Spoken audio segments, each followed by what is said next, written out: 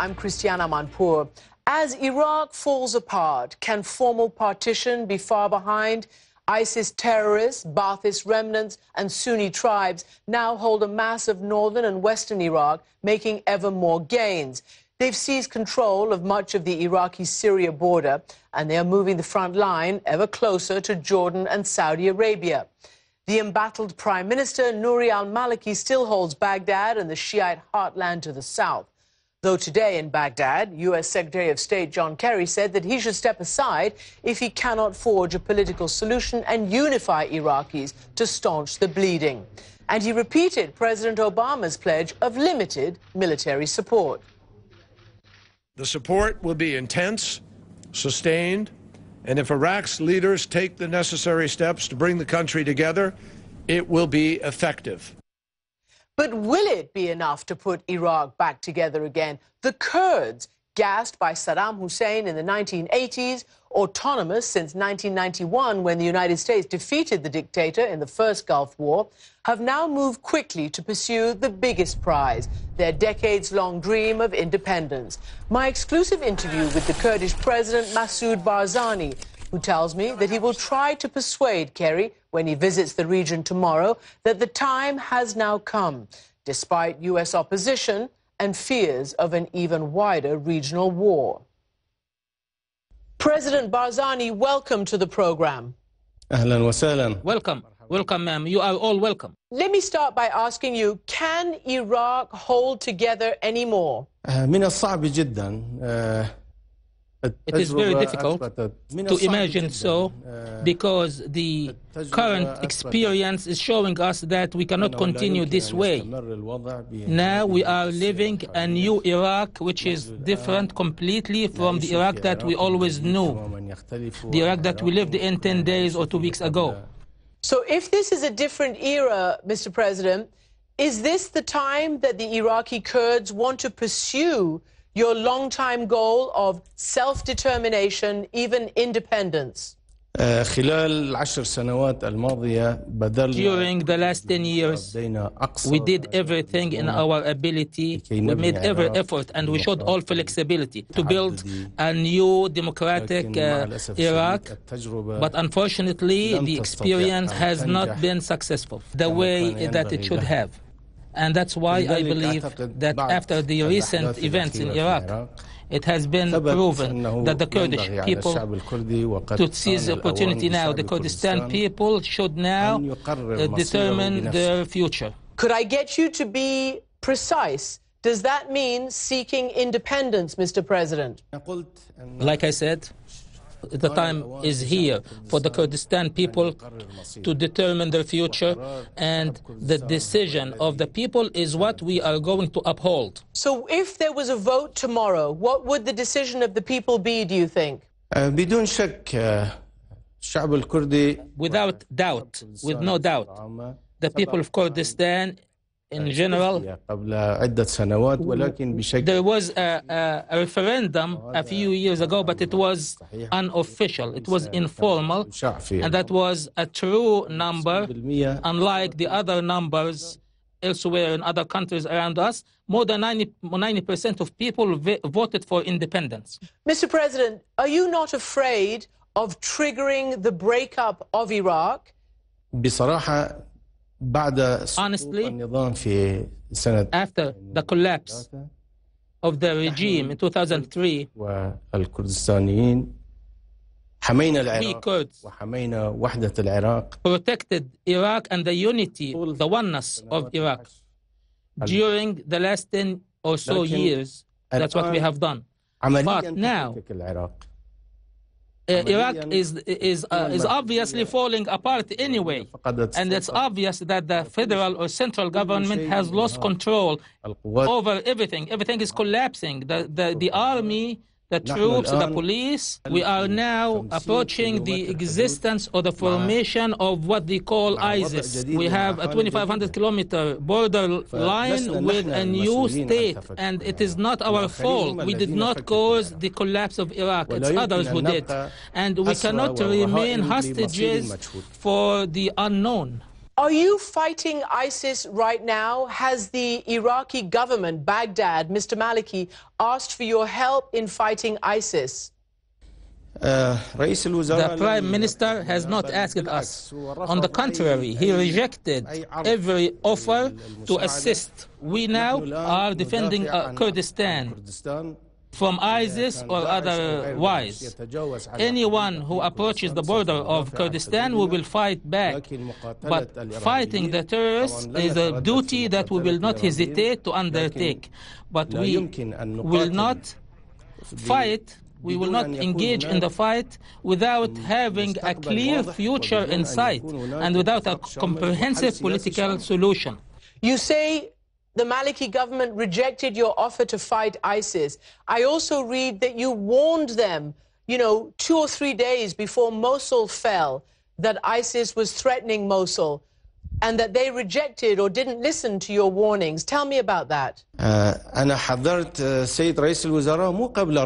did warn Mr. Prime Minister not only a couple of days, but a few months before the fall of Mosul. I did warn him, but he did not take the warning seriously. And I have many witnesses to that effect that I did warn him. And so that the situation is clear to you, people in these Sunni areas, they revolted against the policy of the central government. Not everything that took place was done by ISIS, but ISIS, as an organized organization and an organization with potentialities, is trying to seize the opportunity and control the situation. But people in those areas found that the opportunity was there to revolt against that wrongful policy. Because what happened actually was caused by that wrong policy from the central government, and the terrorists seized the opportunity. That is the public anger.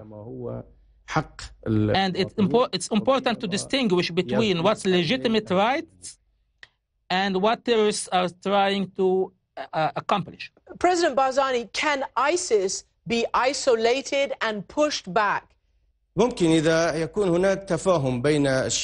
possible if there was understanding between Shi'is and Sunnis, and if there is a guarantee of a true partnership in the authority, in political power, and if the wrong policies were dealt with. But this cannot be accomplished without a true national reconciliation and a comprehensive political solution. But the situation has been very complicated. And the one who is responsible for what happened must step down. Do you mean Mr. Maliki? طبعا هو القائد العام للقوات المسلحة. He is the general commander of the army. He built the army on the ground of personal loyalty to him, not loyalty to the whole country. And he monopolizes authority and power. He led the military, and this is the result. His wrong policies, he is responsible for. Mr. Barzani, do you think President Obama's sending 300 military advisors can change the balance of power on the ground? I do not believe so. I do not believe that this will change the balance of power.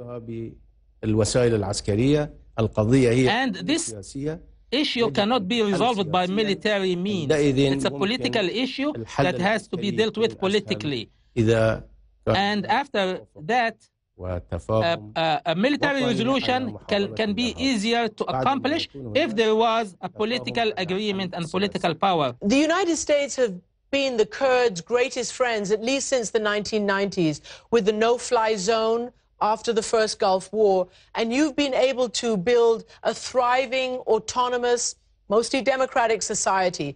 But Secretary Kerry is coming to visit you tomorrow to Erbil, and they do not agree with independence for the Kurds. What are you going to say to him? بهذه المناسبة أود أن أقدم الشكر. I'd like to take this opportunity to extend my gratitude to the United States and to the sacrifices made by the American military. أنه جدير لو توفرت له. The United States has been a true friend, and we, Kurds, have shown that we deserve that friendship, and that if we are given the opportunity, we can successfully rule our own region. And the success of the region of Kurdistan was the only success that resulted from American policies. And the United States has given the opportunity to all Iraqis to build a modern democratic state, pluralistic state, federal state. But unfortunately, the others were not able to seize the same opportunity. What will you say to him? I will try to explain the situation to him, and I will try to explain to him what we have done during the last 10 years. There is nothing that no effort that we spared in order to make the democratic experience succeed in Iraq, but this is the result. I will ask him, how long shall the Kurdish people remain like this? The Kurdish people is the one who's supposed to determine their destiny, no one else. For a long time, President Barzani, there was a question about what resources you might have in Kurdistan. You have now seized Kirkuk with the big oil-producing area. Are you going to give back Kirkuk, or are you keeping Kirkuk for good? لم نشك في يوم من الأيام حتى سابقا أنها جزء عزيز من كردستان. We never had any doubt at any time that Kirkuk is part of Kurdistan.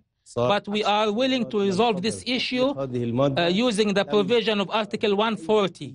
For the last 10 years, we have been waiting to have that article applied, but we haven't seen any seriousness from the central government.